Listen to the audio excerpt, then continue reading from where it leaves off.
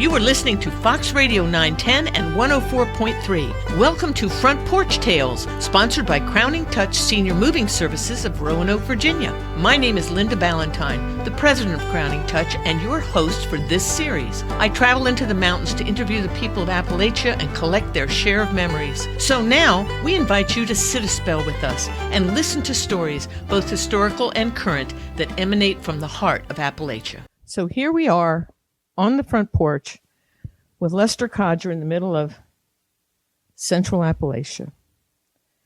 And I wanted to take a moment to remember, this is only 1 week later than the biggest flood. It was a 1,000-year flood that just tore through the mountains of, southwestern Virginia and North Carolina. And it was horrific. And there's so many people suffering. And we just, Lester and I have both been through a flood in 85, which tore through the mountains here, but it was nothing like what those people are dealing with. Everybody lost a lot. There were lives lost here in Highland County, which is where we are. But it was, our thoughts and prayers are with them as we sit and discuss, the stories of Appalachia, which is what we're going to do. But I also wanted to talk, Lester, I wanted to introduce you. You've been living here how long?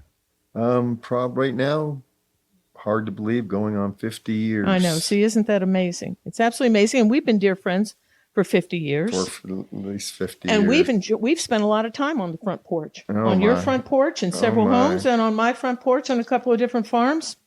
Front porches are so important and country living. That's absolutely correct. And I wanted to talk about why front porches are important. This series is called Front Porch Tales.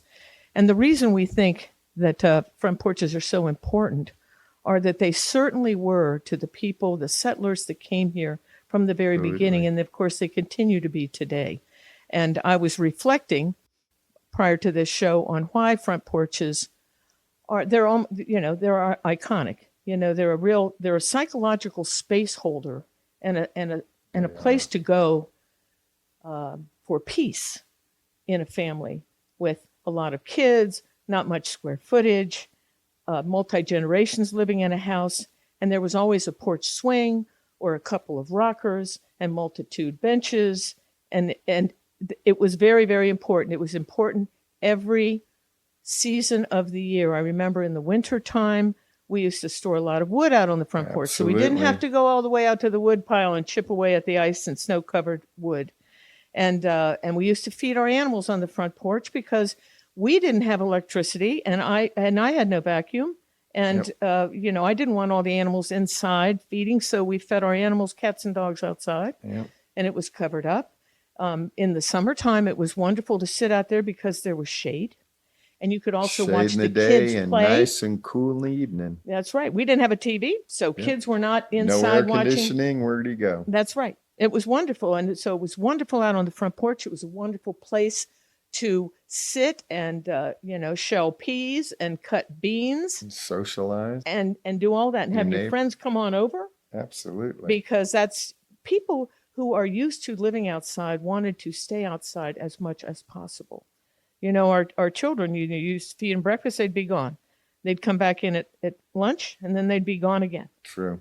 And, and sitting on the front porch, even if you couldn't see them, you could hear them off in the woods or, down the hollow or somewhere. It was also a great place to sit and wait for company to come. You could hear company approaching. Depending where you live, that's for sure. There's one other thing. Do you know what the serviceberry is? Have you heard about the serviceberry? You call it the serviceberry. Out here in the mountains, they call it the sarviceberry.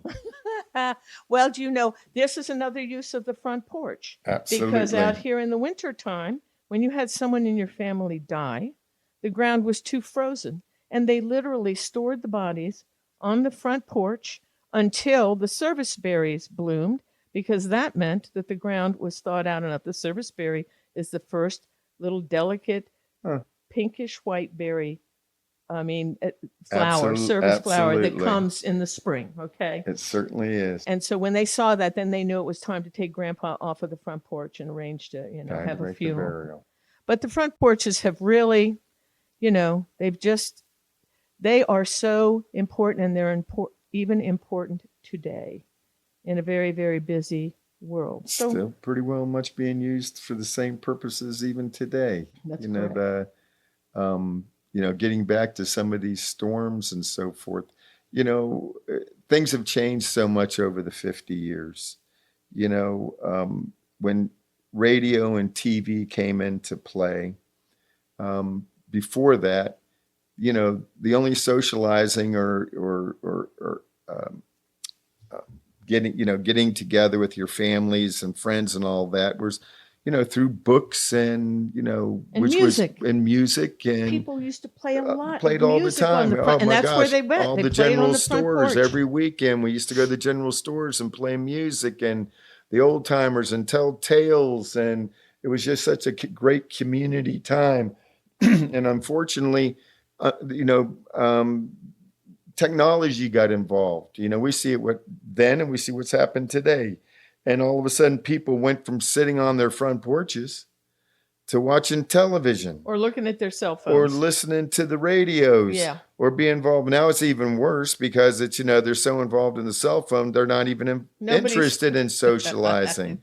No. Years ago in the summertime, when you walk down the street in a little town, all the front porches their families were sitting out on the front porches. Even the porch of the general store. Even People, the because exactly. in the wintertime, they're around the wood stove. In the summertime, like at the Bluegrass store and other general stores, the they would be Hightown out. store, Hebner's, they were all over at Bluegrass at that, the Mullinex's store, and oh gosh, every store had something going on. Every front porch had something going on, and of course, if you're traveling down the road, people stop. You're talking to them. It was wonderful. It's how they shared the news. There was a little monthly. There was a monthly paper. Was it a monthly paper? Some of them used to have weekly papers until it went to Right. like a monthly It's gone to weekly. It used to be monthly.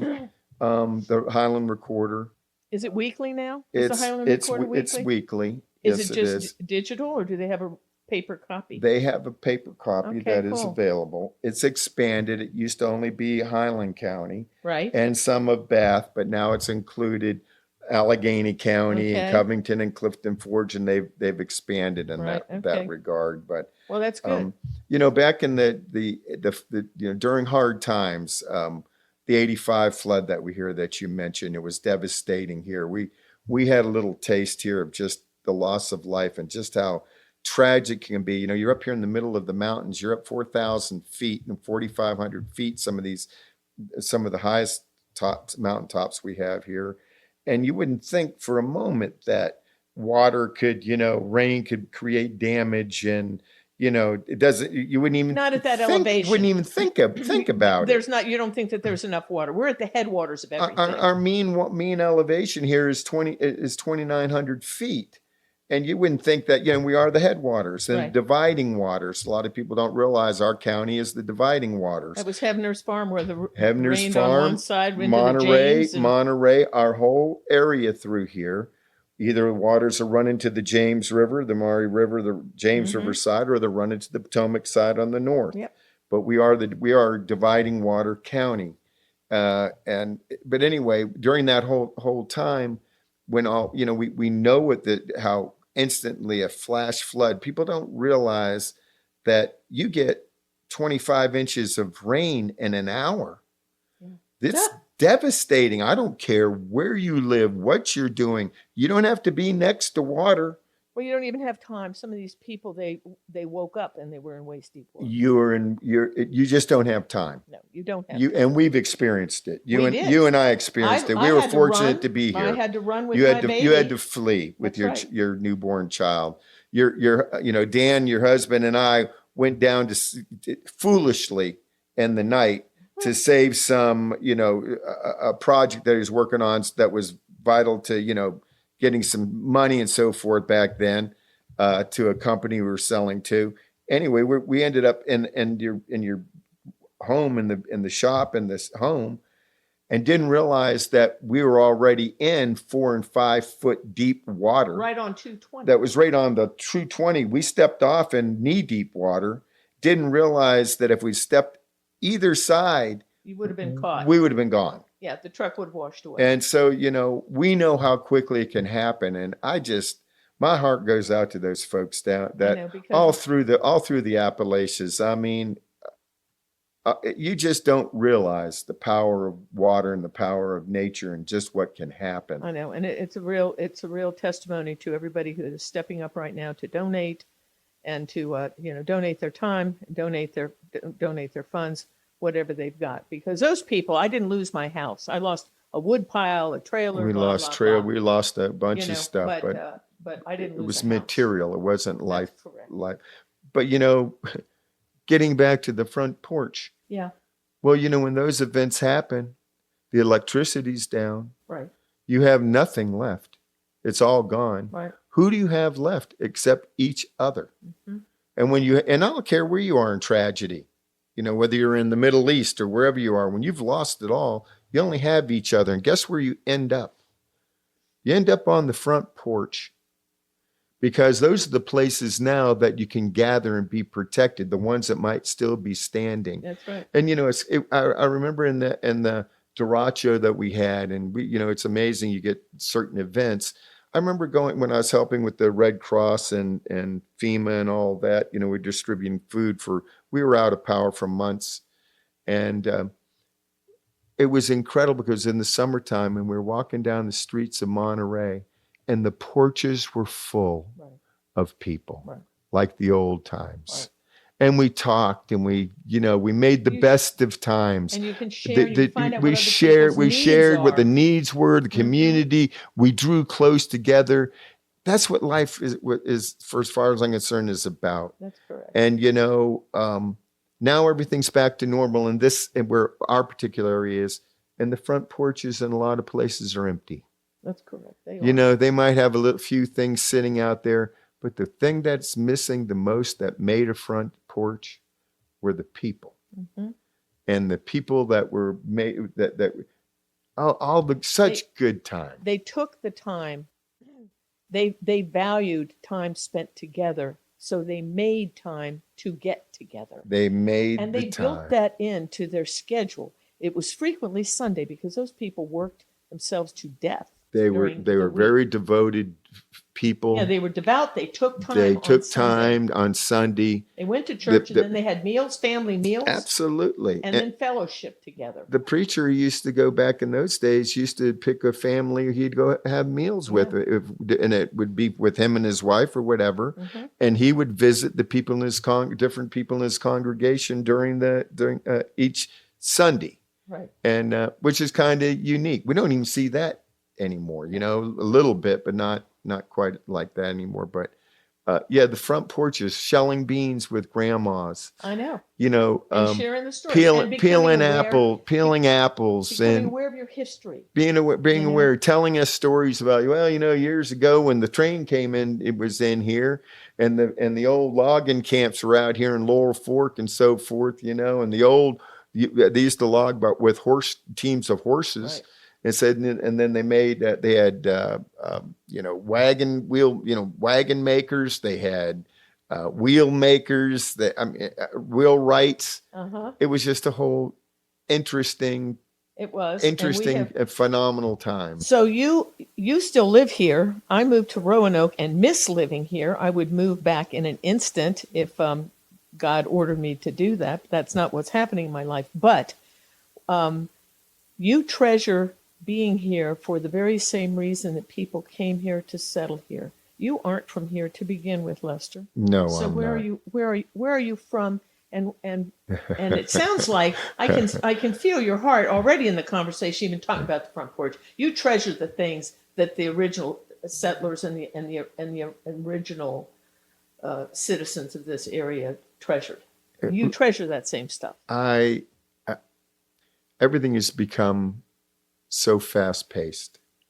Well, you came from a fast-paced area. I certainly. Well, actually, I'm a military brat. Oh, so you were all over the place. And so I didn't really have anywhere I'm from. I was born in Key West, Florida. Okay. And so I'm a real conch, which is unusual.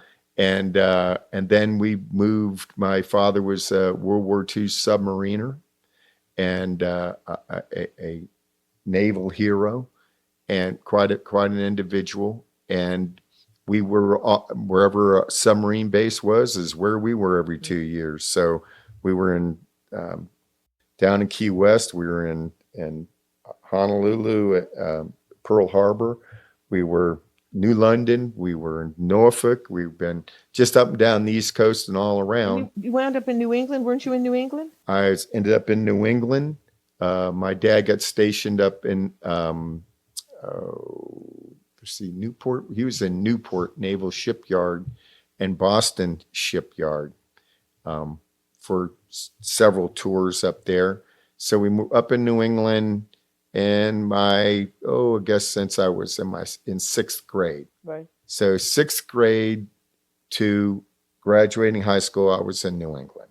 All right. Up in just south of Boston, a place called Franklin, Massachusetts. But your dad brought you down here, and on that occasion, you were very little. You said something like, "This is where." On our way going, my dad's family lived in Ohio, in Indian, near Indian Lake, Ohio, Russell's Point. And for the summer, my dad was on a med cruise, so he was gone for 11 months, which was common for my mom. My mom basically had to raise us. Sure. He was gone all the time on cruises for 8-10 months at a time.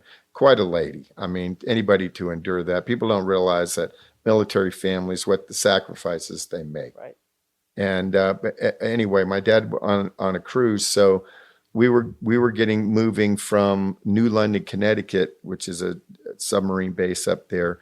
He was getting transferred to Little Creek, Virginia, and so for the summer, decided to send us out to Ohio to spend the summer out with my grandmother. And so we were in a little cottage out there, and my brother Chris and my brother Ray, he was really small at the time. We had a blast on the lake and so forth, and spent the summer there. And then on our way, my dad finally was done with the cruise, and on his way back, came and picked us up, and we drove from Ohio to Little Creek. And it was in the summer, at the end of the summer, and it was extremely, extremely hot. And the vehicle of course, didn't have air conditioning back then. Hardly had windshield wiper. They were vacuum controlled. They hardly worked at all. And I don't even know if it had a radio.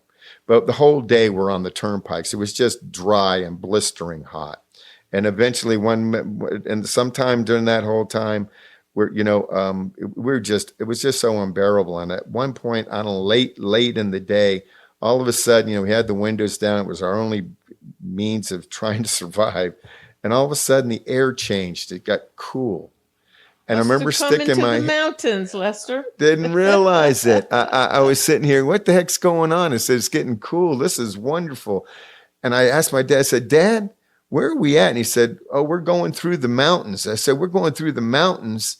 And the more we got into the mountains, the cooler it got. And it was so refreshing and just brought life to me. And I told him, all of a sudden, I said, Dad, you know something? He goes, what's that? And I said, when I get older, I'm going to live here. Well, I didn't realize, that was a little boy that was in second grade. Well, here I am. That's right. Now grown, all grown up. It was very insightful. You were very intuitive. I guess it was kind of prophetic in my regard. I'm actually living in those same mountains that we drove through. I know. Isn't that neat? So you came down here and you had some friends. I came down here. So anyway, so I did all that. I was in the military myself in 69, 73 during the Nam era. And I happened to get out. I happened to get stationed at the end of my tour in the Pentagon, and I met friends and stuff in Northern Virginia and all that, and lived in Annandale, and became friends with all these kind of crazy folks, kind of hippie-ish guys. One of my friends was an ex, Army diver, was in Nam. We're just a crazy group of folks anyway. And then we also knew these folks called the Alpies that owned a photography studio. Uh-huh. And so the owner of it, Clem, and I, one day said, let's get away from here. And I had nothing going on. He goes, let's just take a ride. Well, the only ones that could go was Clem and I. So I said, I'll go with you. So we hopped in his station wagon. We headed out west and got on this Route 250. And next thing I know, before I realized it, we start coming up into these windy roads and this mountain, Yeah.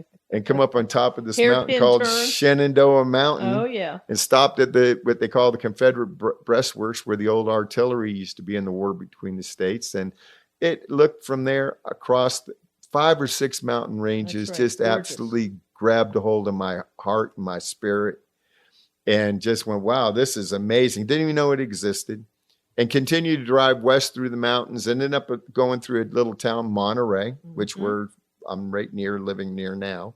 And it was lunchtime. We stopped at a restaurant called High's, and looked at, as we were entering High's restaurant, we saw on the window that it was for sale. Wow. And so, but we didn't think anything of it other than we took a flyer and said, yeah, it was for sale. Went in, had lunch.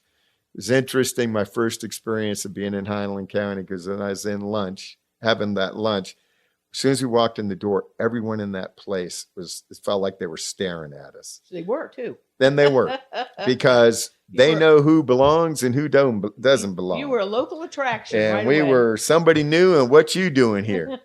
And it was like a little unnerving, but no big deal. The food was wonderful.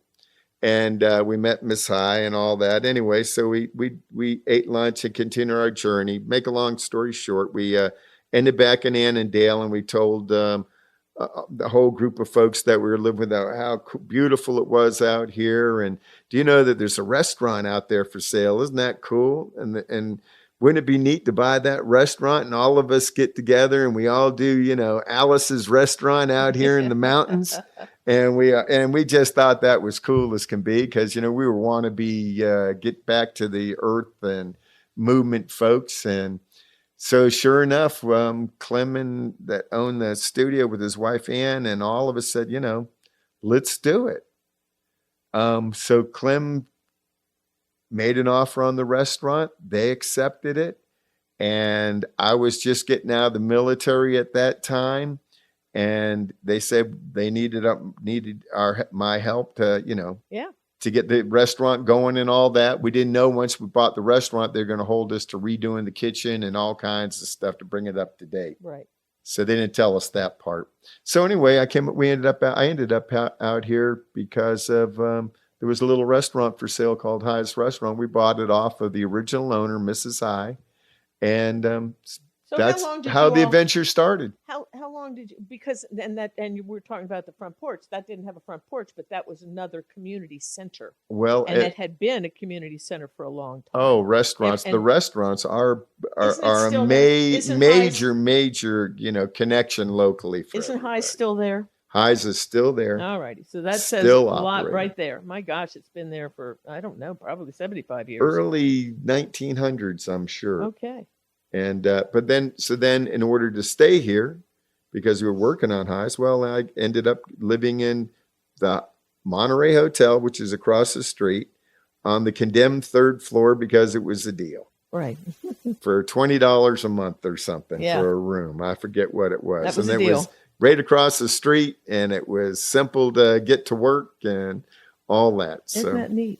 And Monterey Hotel is now under renovation and restoration. It hasn't been open in several years. Yes, that's been 1908 or 7 something. It was constructed. They did a certain type of renovation. Popular place. Probably 20, 25 years ago, they did a major renovation and used it for a while. They had the restaurant, they had the Black Sheep Bar Tavern. Yeah, it was a wonderful place. It's a great place. And then talking it changed about hands front again. porches now. Yeah, George. It Saunders has did that. 2 beautiful, the upper second floor and first floor. That's right. Wraparound porches with rocking chairs, and in the 20s and so forth, that place was packed. Well, and it's still, it used to be definitely during hunting season. Because Hunting it was season, one of those Maple places, Festival, certain things, it still is packed.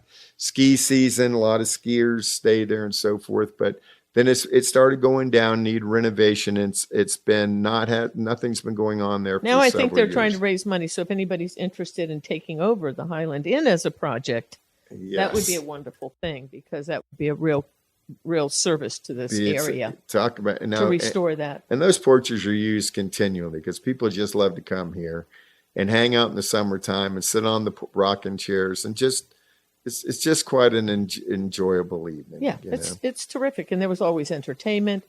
That was wonderful. So you right now are in a house on a farm. How many acres here where you are, Lester? I'm down to 10 acres. Okay. And still too much. But is that a spring house that's right over across here? What is it? Oh, that's your root cellar. Is that a root cellar? The cross the stream here? Right. That's I'm a garden direction. shed up here, root cellar. Yes, Okay, I have so a root it's a nice cellar. root cellar. And I have a root cellar. Still use our root cellar. Which was always a vital part of everybody's farm. Everybody had a root cellar. You people, this place, the Appalachian people are self-sufficient. They are, people don't misunderstand us because we're very independent-minded. That's correct. Individuals. And that's to be lauded, actually. It's a wonderful thing. And one thing I also appreciate about the people of Appalachia and anybody that comes here is that they are focused on the things of life, the outdoors, simple necessities, the animals, raising food. They like to get down and dirty. They like to experience the wind in their face. They don't mind getting rained on. They don't mind the sun beating down on them. It makes them alive. You're going to give up some things if you want to come. The nostalgia of coming into the remote areas and wilderness is not for the faint-hearted. No. Oh, it's a beautiful, great place to come. Oh, it's so beautiful, and everybody wants to live here, but it's not an easy place to live and survive. And it weeds out those that are... The sissies don't stay. The sissies don't stay. No. I've watched countless people over the years that come here. They may make it for a few months, a year, or whatever. You have to be a little bit crazy to survive it. The people here are very unique in their own way, and you have to have a certain you have to be resourceful. Motivation. You have to be resourceful. You have to be able to think for yourself, to be a problem solver for yourself, and you can't. And frequently, you can look left or right, and there's nobody for miles around you, and you're in some situation. You have to be able to handle it, whether you're out in the woods or whether you're on your own farm. Whatever it is. The restaurant deal didn't last very long. It maybe a little while, and I ended up leaving that and living cross country. Went to Hawaii, did a bunch, went back to college. After I went to college, I went. I really missed Lester, being we're here. going to continue this. Okay, we are going to continue this because it's starting to get good, and I want to hear the rest of your story.